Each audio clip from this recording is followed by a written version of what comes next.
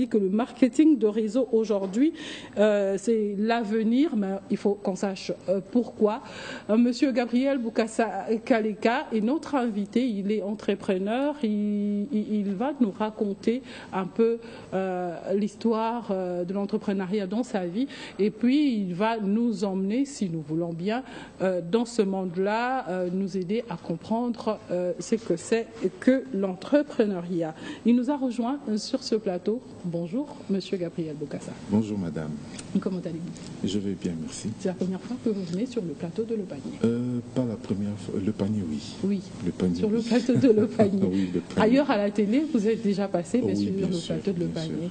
Bien sûr, mais Le Panier, vraiment, non. Le Panier, c'est la première fois. Alors, qu'est-ce que vous en dites? C'est plutôt super bien. Super bien. Oui. Ça me tente de pouvoir revenir plusieurs fois si c'est possible. Ah, d'accord. Ben, alors on va voir si ce sera possible. Mais entre-temps, nous allons accueillir monsieur Gabriel Boukassa comme il se doit.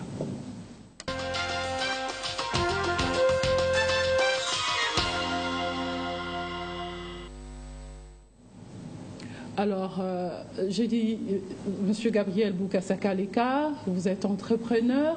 C'est la présentation que je fais de vous. Qu'est-ce que je n'ai pas dit?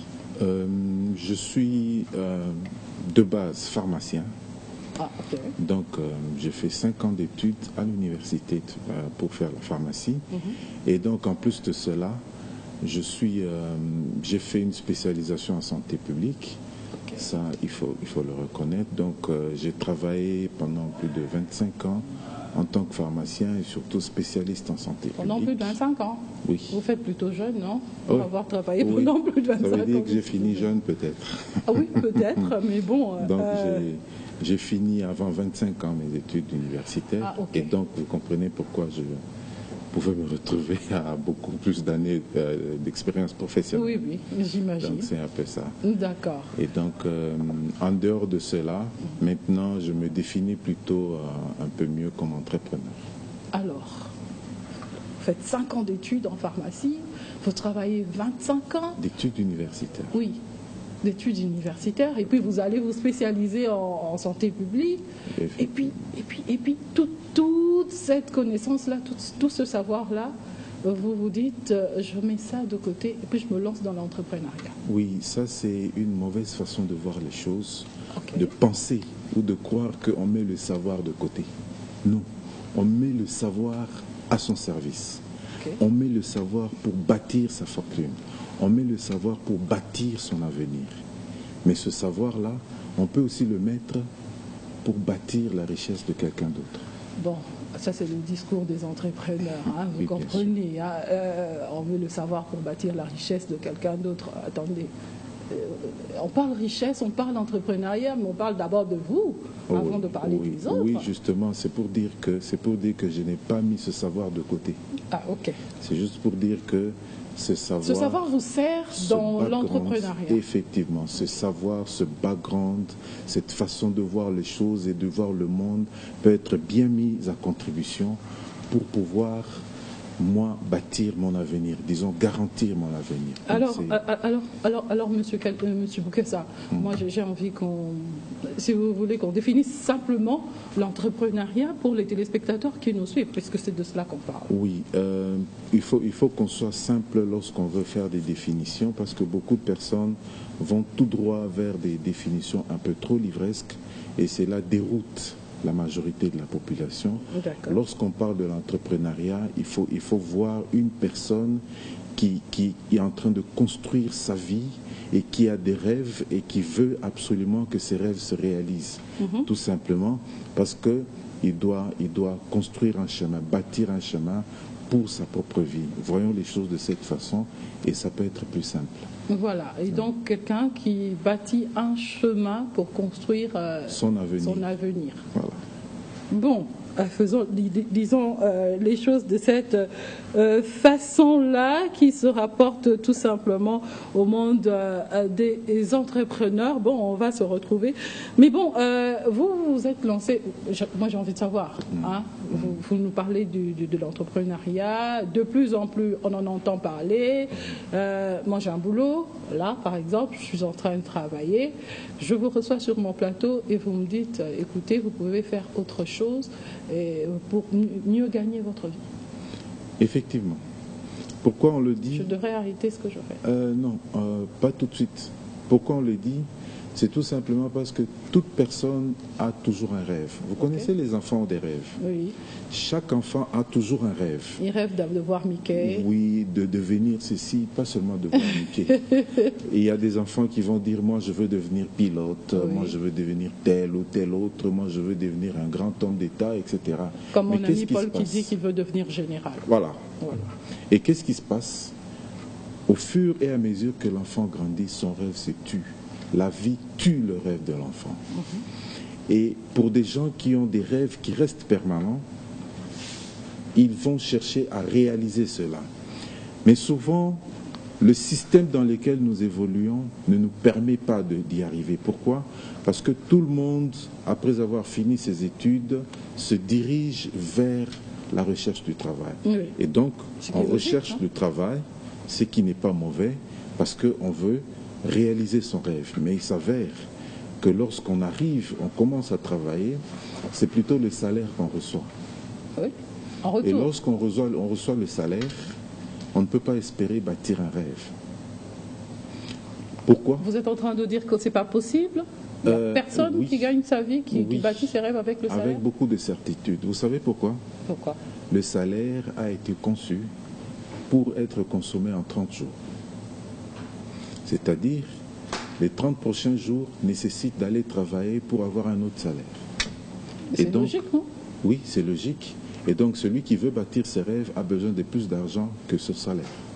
Ah, de l'argent à mettre de côté pour les voyages, pour les vacances et pour autre chose. Enfin, pour les rêves. Pas seulement pour les rêves. Parce qu'il y a plusieurs types de rêves. Je ne vais pas rentrer dans les détails. Rêver, ce n'est pas seulement aller en vacances. Il y a plusieurs types de rêves. Et 4 types, mais on ne va pas en parler maintenant. Oui. Mais je veux juste montrer que lorsque vous avez un salaire, juste pour 30 jours, et puis pour les 30 prochains jours, vous êtes obligé de revenir travailler et avoir encore du salaire pour 30 jours. Mais monsieur Boukassa, Oui. est-ce que vous travaillez? Maintenant, là, Oui. non, je travaille. Oui, je travaille parce que je ne suis pas paresseux, Ah, d'accord. mais je ne suis pas employé. Vous n'êtes pas employé? Oui, parce que Vous avez travaillé 25 ans, vous avez dit? J'ai été employé dans beaucoup d'organisations. J'ai travaillé, et lorsqu'on travaille, on donne de son temps, de son énergie, et on gagne un salaire pour 30 jours. Oui. Même si vous épargnez, ça ne vous aidera pas à rester indépendant pendant, mettons, 3 mois. Donc ça veut dire il faut trouver un revenu additionnel. Oui. Et c'est là où l'entrepreneuriat vient s'installer. D'accord. Voilà. L'entrepreneuriat vient s'installer de ce côté-là. Monsieur Gabriel Boukassa, vous avez dit que vous avez travaillé. Et puis, bon, finalement, quoi, vous avez démissionné? Vous avez arrêté? Vous avez été remercié? Oui, non, j'ai arrêté. J'ai arrêté tout simplement parce que je me rendais de plus en plus compte que mes activités exigeaient que je donne le meilleur de moi-même de manière à ce que ça puisse produire plus. C'est-à-dire, cela découle d'une logique simple. Vous êtes en train de travailler. On va voir en illustration tantôt ce que les autres, à travers le monde, ce qu'ils disent de l'entrepreneuriat, puisque vous vous êtes lancé dans ce domaine-là, sûrement après les avoir suivis ou après les avoir écoutés.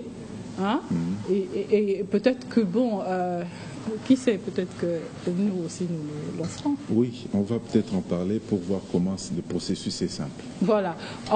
Monsieur Gabriel Bokassa est avec nous, mais ailleurs et partout dans le monde, l'entrepreneuriat est fait parler de lui et c'est l'opportunité qui s'offre à chacun de nous pour réaliser nos rêves. Comme disent ceux qui ont réussi, je mets ça entre guillemets, les entrepreneurs, je vais vous proposer de suivre une vidéo où chacun d'entre eux, chacun de ces grands qui sont, que nous envions, oui, disons-le comme ça, qui sont millionnaires, milliardaires, ont réussi dans l'entrepreneuriat et nous montrent comment on peut faire.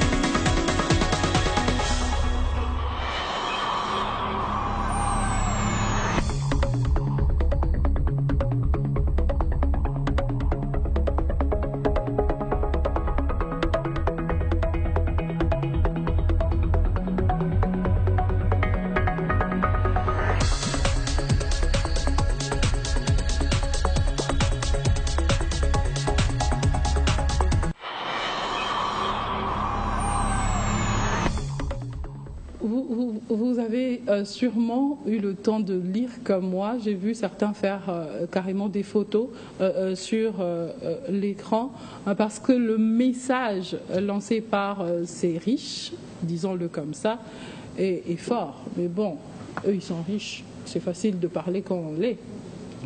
Oui, c'est facile de parler et de donner des conseils quand on est de l'autre côté de la rive.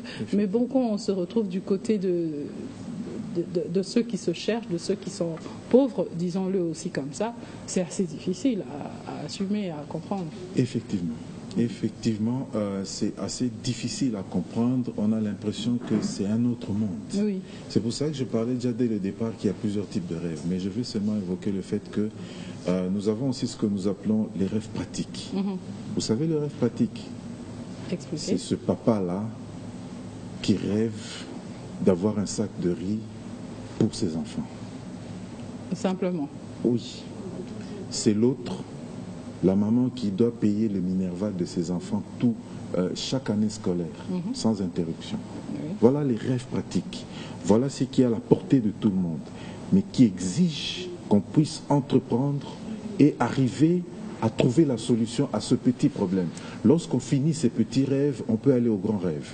Et donc c'est pour cela que j'ai évoqué les rêves, mais c'est pour cela que je veux montrer le fait que lorsqu'on est de classe moyenne, lorsqu'on est un peu plus pauvre et qu'on voudrait aller plus loin, il faut savoir par où commencer de manière à aller plus loin. Allons-y, voilà. Monsieur Bokassa, allons-y de manière pratique. Voilà. On est pauvre, on est de classe moyenne, on commence par où pour s'en sortir et devenir comme je vais ces entrepreneurs le qui sont donner de devenus façon un peu disons, qui concerne mon expérience. Oui. Vous savez, lorsqu'on veut entreprendre, beaucoup de J'ai personnes... envie de vous demander si vous êtes millionnaire. beaucoup de personnes... Je vous poserai la question avant qu'on termine. Beaucoup de personnes, si je peux le dire, pensent déjà que lorsqu'on dit entreprendre, on doit aller chercher un crédit à la banque, on doit aller prendre un grand local ici, etc., etc. Et tout cela déroute les gens lorsqu'on parle d'entreprendre. Oui. Mais pourtant, on peut commencer par entreprendre dans un secteur qui est à la portée de soi. Comment vous avez fait? Voilà. J'ai découvert que grâce au réseautage, on peut arriver à entreprendre. C'est-à-dire? Le réseau, c'est la force. Parce que entreprendre, c'est construire des actifs. Ce n'est pas seulement gagner de l'argent. Oui. C'est construire des actifs et les maintenir de manière à ce qu'on ne manque de rien. Et donc le réseau est une force à ce niveau-là. Je vais donner 2 exemples. Vous connaissez Mark Zuckerberg? Oui. Et vous savez qu'il y a 15 ans, on ne le connaissait pas Monsieur du tout. Facebook, WhatsApp. Voilà. Tout. Vous savez qu'il y a 15 ans, on ne le connaissait pas du tout. Oui. Il était inconnu du monde. Et grâce à quoi il est aujourd'hui connu? Mais, 5e fortune du monde. oui. Mark ne vend rien. Mark ne fabrique rien. Oui, il a créé Facebook. Et... Voilà. Il a mis les gens réseaux sociaux. en contact. Oui. Il a interconnecté le monde. Et il s'est fait fortune. 2e exemple. Vous connaissez l'homme le plus riche du monde aujourd'hui? Bon, c'est celui qui a détrôné... comment on l'appelle, Bill Gates? Ok, peut-être que vous ne connaissez pas son nom. Si, l'Indien. Non, c'est Jeff Bezos. Jeff Bezos est le propriétaire d'Amazon. Oui. C'est-à-dire, il ne vend rien. Enfin, il Il ne aide les fabrique autres à rien. vendre. Voilà, lui, il ne vend rien, ne fabrique rien. Il connecte les consommateurs avec les vendeurs. Et grâce à cela, il s'est fait des commissions.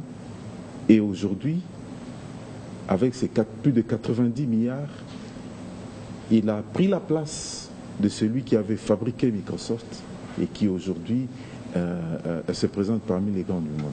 Donc vous comprenez que ces 2 exemples Vous êtes en train de me nous dire... permettent de comprendre, oui, que le réseau est une force. Je travaille avec vous, je travaille avec Mariam.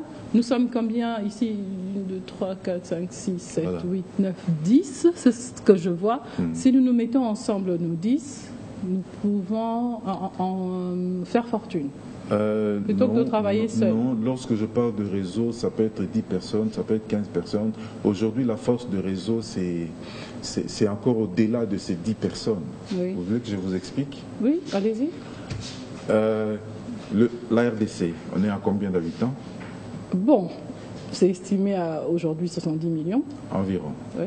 Mais est-ce que vous savez que nous pouvons facilement dire que la RDC, c'est 7 milliards d'habitants? C'est bizarre, j'ai l'impression qu'aujourd'hui, maintenant c'est vous qui posez les questions et que c'est moi qui dois répondre. Justement, je suis en train de vous poser des questions pour qu'on Oh là se là, comprenne bien. on n'inverse pas le Aujourd'hui- rôle, monsieur Boukassa. Merci beaucoup. Mais aujourd'hui, pourquoi je dis c'est 7 milliards d'habitants? C'est tout simplement parce qu'il y a Internet.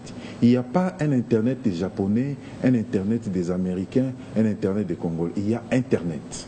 Et donc, pour tout le monde, Tout le monde est connecté. voilà, c'est au-delà de 80 millions d'habitants, nous pouvons dire c'est 7 milliards d'habitants. Nous avons tous Et c'est rien. 7 milliards de voisins. Comme on dit très facilement dans d'autres chaînes, qu'il y a 7 milliards de voisins. Oui. Donc quand on le dit, ce n'est pas des choses utopiques, c'est du vrai, grâce à l'Internet. Oui. Donc lorsqu'on tient compte de ce potentiel, on peut aller au-delà des 10 personnes dont nous parlons. Monsieur et Boukassa, construire un Monsieur réseau. Boukassa, j'ai l'impression que vous volez tellement haut que nous là, On n'arrive nous pas. les pauvres, nous sommes voulais- perdus. Je voulais justement commencer par là. Et pourquoi je parle du marketing de réseau? Je parle du marketing de réseau parce que chaque individu a un réseau. Expliquez-moi, le marketing de réseau, c'est quoi? Je vais y Comment je arriver. fais ce réseautage-là? Nous allons terminer, Monsieur Boukassa, très bientôt. Ok, je vais y arriver, mais je voulais juste expliquer le fait que chaque individu a un réseau. Oui. Mais C'est-à-dire il y a des réseaux qui nous font sortir de l'argent. vous savez, des cotisations, des cotisations, des cotisations. Pour un Association matanga, de ceci, pour un voilà. mariage, pour un Association anniversaire. de ceci et de cela. Nous sortons de l'argent, mais nous sommes en réseau. Oui. Mais la question est celle de savoir, est-ce que je peux aussi faire partie d'un réseau qui me fait rapporter de l'argent? Et ça devient le marketing de réseau qui peut s'imposer pour toute personne qui a un rêve. Alors, comment se passe le marketing des réseaux? Je peux y aller maintenant? Représentez-moi ce marketing de réseau. Oui, le marketing des réseaux, de façon simple. C'est le fait que lorsque j'ai un produit et que mon produit ou un service, oui. Oui, ça peut être un produit, un service, mon produit ou mon service, je le mets à la disposition de tout le monde. Mais qu'est-ce qui va se passer? Une fois que j'ai des consommateurs satisfaits, qui sont contents de mon service ou contents de mes produits, les consommateurs satisfaits là vont eux-mêmes demander à d'autres personnes, à leurs voisins, à leurs cousins, à leurs collègues, à leurs frères, de pouvoir faire la même chose qu'eux, et de manière à ce que le partenariat que moi, fabricant, j'aurai avec mes consommateurs satisfaits, puisse leur apporter de l'argent. Chaque fois qu'ils m'amènent un nouveau client, je sais leur donner leur part de bénéfices. Okay. Et donc, grâce à cela, on peut commencer à se faire des richesses sans vendre, sans stock et surtout sans avoir des risques d'incendie, des risques de ceci ou de cela. Donc, c'est un peu en ces termes-là que je peux expliquer. Si c'est un peu flou, on peut toujours y revenir. D'accord. Ben je pense que vous devrez revenir prochainement, Monsieur Bokassa, pour que nous nous retrouvions. Je vois quelqu'un qui hoche la tête. Oui, vous devrez revenir pour que nous comprenions mieux le marketing de réseau. C'est ce que vous dites? Oui, je parle du marketing de réseau. Le marketing de réseau qui peut être important pour nous tous, n'est-ce pas? Qui est important pour tout le monde parce que nous pouvons en faire une force. Dans l'un des textes de ces nombreux millionnaires qui sont passés sur notre petit écran, quelqu'un a dit le marketing de réseau est l'avenir du monde aujourd'hui. Effectivement. Vous êtes d'accord avec lui? D'accord, et je peux déjà d'emblée. Ce sera votre dernier mot pour aujourd'hui. Oui, je peux déjà d'emblée assurer tout le monde en leur disant que il y a des millionnaires dans le monde. Oui. Mais le marketing de réseau est le seul domaine qui a fait le plus de millionnaires que n'importe quel autre domaine. En combien de temps? Le marketing de réseau, c'est depuis les années 40. En combien de temps on peut devenir millionnaire? Ça, c'est une question qui me vient parce que quelqu'un l'a posée. Le temps dépend du sens du travail de chacun. Oui. Il y en a qui sont devenus millionnaires en 5 ans, oui. en 3 ans. Tout dépend de la force du travail de chacun. D'accord. La force du travail de chacun va permettre à ce que vous puissiez vous épanouir et réaliser vos rêves. C'est ce que nous appelons devenir millionnaire, tout simplement. Monsieur Gabriel Bokassa nous en a parlé à travers l'entrepreneuriat, un monde dans lequel il s'est lancé après avoir tout simplement, j'ai entendu l'expression licencier son employé. C'est comme ça qu'on a dit? Effectivement, on parle beaucoup de licenciement. Au lieu d'être licencié, il a licencié son employé et ça marche bien pour lui, ça peut marcher aussi pour nous, histoire de se lancer tout simplement dans ce domaine-là. Alors, Monsieur Bokassa, oui, on peut vous joindre pour continuer à parler marketing de réseau? Bien sûr, je serai toujours disponible parce que je considère que l'information doit être donnée au plus grand nombre de personnes possible. Vous pouvez joindre le panier fidèle téléspectateur pour accéder à Monsieur Bokassa. Vous avez compris, nous allons vous célébrer. Vous qui êtes né un 10